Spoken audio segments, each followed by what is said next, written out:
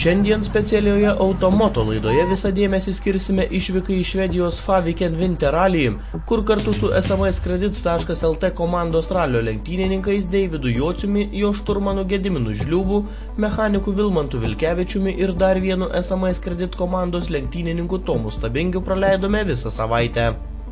Nors prieš varžybą Švedijoje planavo startuoti visi 3 SMSkredit komandos ekipažai, tačiau dėl tam tikrų priežasčių į Švediją pajudėjo tik vienas Deivido Jociaus ir Gedimino Žliūbo duetas. Mes Automoto kūrybinė grupė kasdien filmavome video dienoraščius, kuriuos šioje laidoje ir apjungsime į vieną bendrą apžvalgą. Jums parodysime ne tik ralio varžybas, bet ir sportininkų gyvenimo užkulisius, pasiruošimą raliui, automobilio techninę komisiją prieš startą ir dar daugelį kitų linksmų ir nelabai linksmų akimirkų, kurias patyrėme vienoje gražiausių Skandinavijos šalių Švedijoje. Taigi sutelkite visą dėmesį ir grožėkitės tuo, ką mums pavyko užfiksuoti visos išvykos metu. Kovo 8, antradienis, SMSkredit komanda jau pakeliu į Rygos uostą. Panevėžyje prie komandos prisijungėme ir mes, šiek tiek vėluodami tęsėme kelionę į kaimyninę Latviją. Biški vėluojam į keltą jau. Ar spės? Bandom, priekį Deivis rašė, kas paspaus reikia, tai bandom. Važiuojame autobusiuku ir ant priekabos vežame sportinį Deivido Jociaus Mitsubishi Lancer Evo 9 automobilį. Pats Deividas važiuoja priekyje mūsų, kartas nuo karto užmesdamas akį į galinio vaizdo veidrodėlį. Kelionė neprailgsta, pokalbiai su Tomu Stabingiu nė minutės neleidžia nuobodžiauti ir štai mes jau Rygoje. Tomas iš karto nepagaili šiltų kabutėse žodelių kaimyninės šalies keliams. Keliai Latvijoje labai geri. Geresni negu pas Lietuvoj. Jo. Nesunkiai patenkame į keltą, uždarę automobilius apatinėme denyje patraukėme į savo kajutes. Po to lipame ant viršutinio denio, iš kur atsiveria nuostabus vaizdas į vis labiau nuo mūsų tolstančią Rygą. Kiek vėliau, pasidėję visus daiktus, su komanda susitinkame Panorama bare, esančiame 9-ajame kelto aukšte. Iš čia atsiveria puikus vaizdas į užšalusią Baltijos jūrą. Kelionė truks apie 14 valandų, todėl šį vakarą pratęsėme saunoje bei atsigaiviname gurkšnių alaus. Ryte apie 9 valandą jau švartuojame Stokholme ir judame link savo automobilių. O dabar prisimink. Atsimenat kas nors, ar ne? Ne su fūra atvažiavom? O visą tai jau matau gale. Kaip praeit?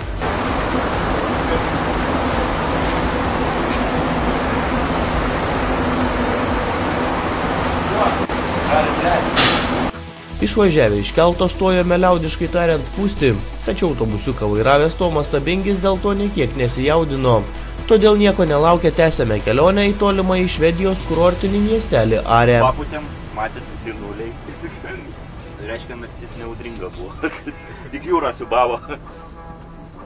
O taip ką, toliau dabar Stokholme bandom išvažiuoti iš miesto. Toliau stosim kokio degalinį, kavos, vandens pasidarysim. Ir laukia 600 kilometrų iki tikslo, iki mūsų miestelio, kur gyvensim. Kokias 8 valandas. Ramiai nuvažiuoti. Šiandien turim laiko iki vakaro. Tiesa, atvykus Švediją mus pasitiko nelabai svetingai. Savo kelionės tikslą pasiekėme jau sutemus ir prasidėjus šiokiai tokiai pūgai. O pirmasis išbandymas mūsų technikai buvo nedidukas kalnelis prieš sodybą, į kurį autobusiukas be pagalbos užsiropšti nesugebėjo. Bandėm įvažiuoti į sodybą, tikriausiai ne, kur mes pataikyti. Ir grynas ledas ir viskas. Stovim skersai ant kelio. Laukiam pagalbos iš kur nors. Tarėme ačiū švedams, jog šie pasiruošė bet kokioms oro sąlygoms, tad pagalbos sulaukėme jau per pirmasias minutės.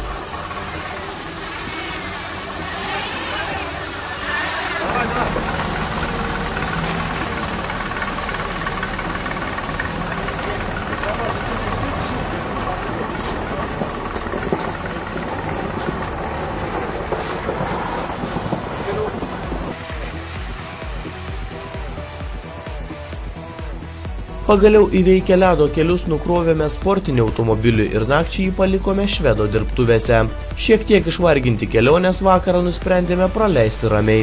Viskas pagal planą, atvykome į vietą, žmogus davė daržinį, bus dabar sportinių automobilių centras. Lauksim rytojaus administracinės komisijos, techninės komisijos. Reiks nuplauti, nes man per kelionį įsikūrinu netrumpą šitą. Nu ką, bandysime išsimiegoti, pavakariniauti. Antroji diena Švedijoje prasidėjo nuo Mitsubishi gražinimo darbų. Komanda greitai ir kruopščiai automobilį nuplovė ir nublizgino. Svarbu startai gražiai atrodo. Jeigu visi lenks, net moteris, nors geras fotas. Visi fotkų. Kol vyko baigiamieji Mitsubishi valymo darbai, Tomas Stabingis garaže atrado švediškų pramogų ir sugalvojo, kokią techniką derėtų pasibalnoti trasos susirašymui. Kūriam traktorių. Montiruoti. Kur važiuosi? Ką? Kur važiuosi? Į susirašymą. Atsivežėm. Specialiai techniką, kad pravažiuot. Jie vairiukas koks geras. Čia reikia tik juostelę užkliuot. Ir pervilk jau biškai nusidėvėjęs. Nu ką, ne? Kur raktai? Po traktoriaus įvertinimo jau laukia pietūs, kurių metu aptarėme nuveiktus dienos darbus bei tolimesnius planus. Nu ką, viską padarėm irgi pagal planą, pasikeitėm pinigų. Banke, nusipirkom sąžinių, 100 gramų. Pieštukų. Vakare važiuosime į administracinę komisiją ir į spaudos konferenciją. Nieko nelaukę kartu su Deividu Jociumi ir Gediminu Žliūbu pajudėjome link administracinės komisijos, kurioje laukia ne tik krūva popierizmo, bet ir kurioziški švedų ralio organizatorių siurprizai.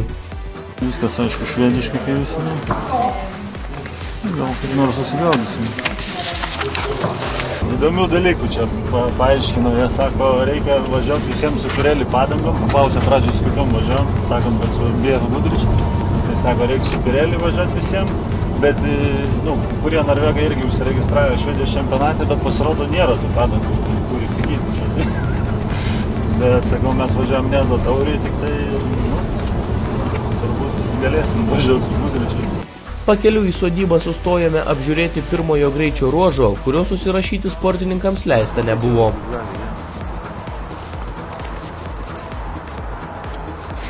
Žodžiu, visą trasą įsiaiškinsim greičio ruožį. Kaip sakant, treniruočių geriem nereikia, blogiem nepadės. Ne? Administracinėje komisijoje ekipažui buvo suteikta visa informacija, reikiami ralio dokumentai, žemėlapiai bei lipdukai.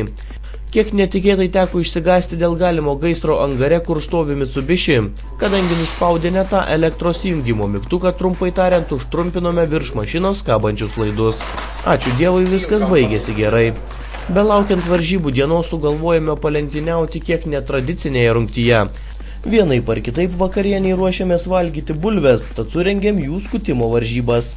Skuto bulvės visi, ir Tomas Stabingis, ir mechanikas Vilmis, ir mūsų kūrybinė grupė, tačiau niekas neprilygo šturmanui Gediminui Žliūbui. Beje, Gediminas intensyviai diktavo posūkius ir bulvių skutimo kampus Deividui Jociui. Pasižiūrėkite, kaip darniai dirba ši komanda ne tik trasoje, bet ir virtuvėje. Kairys pusantro pavojingas. Bet užtat kaip kruopščiai. Aišku, negreitai esmė, o kokybė. Tiesa, Deividu Jociui net ir šturmano skaitoma bulvių skutimo stenograma nepadėjo užimti netgi prizinės vietos.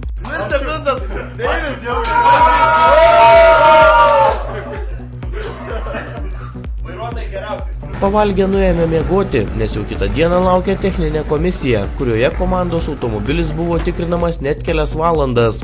Oficialių reporterių tapęs ralio lenktynininkas Tomas Stabingis trumpai papasakojo ir apie tolimesnę dienos eigą. Pravarom apžiūrą, paskui važiuojam, susirandam serviso zoną, bandom įsikurti, laukiam Deivės po susirašinėjimo ir viskas. Ir šiandien, kaip sako, jau startuojam. Dabar pagrindas čia su švedais, tik tai, kad su ta apžiūra pasižiūrėti, čia viskas švediškai, biuleteniai, tas anas, tai čia sai dar irgi, kad nebūtų ginčų ar dar kažko. Tai jie čia visokių nesąmonių aiškina, bet sakau, tuoj patys pasižiūrėsim, kaip čia viskas pavyks. Mašina visus reikalavimus atitiko. Tiesa, kai kurias smulkmenas švedai visgi pastebėjo ir paragino nedelsiant išspręsti užfiksuotas menkas problemėlės. Ir praėjom, didelių problemų nebuvo. Ten vieną paprašė, kad raktelė atsisukt sėdynės avarijos metu turėtų vairuotojas šalia, jeigu kas įsitraukti. Ir daugiau, kaip ir viskas normaliai. Tai aš įsivaizduoju, kad galvojom, kad bus blogiau. Švedai pažiūrėjo geranoriškai į mumis kažkaip. Tai viską padės, viskas kaip ir fainai. Beje, pastebėjome labai keistą dalyką, ko Lietuvoje turbūt neregėjo net ir labiausiai patyrę lenktynininkai.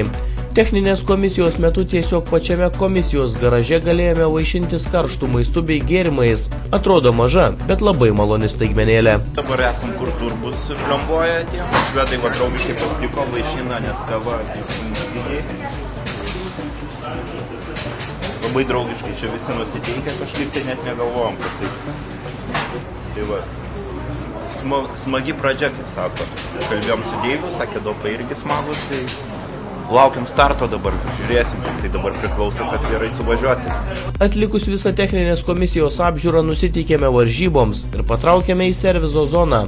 Švedai ir vėl mus nustebino. Šį kartą gana gerą įspūdį paliko plevėsuojanti didelė Lietuvos vėliava. Tiesiogiai iš Švedijos, karštos naujienos, praėjom apžiūrą, dabar stovim serviso zonai, pažiūrėkit tokią trispalvę. Lietuvių didžiausia iš visų. Nežinau, iš kur gavo, tikriausiai siūlo pagal užsakymą. Tai va, kovo 11 sutinkam šičia, kaip tikri patriotai su didelė trispalvė. Laukiam dabar starto, važiuosim į starto vietą, čia į kokių 15 km į miestelį tą jų ir oficialiai iš ten startuoja.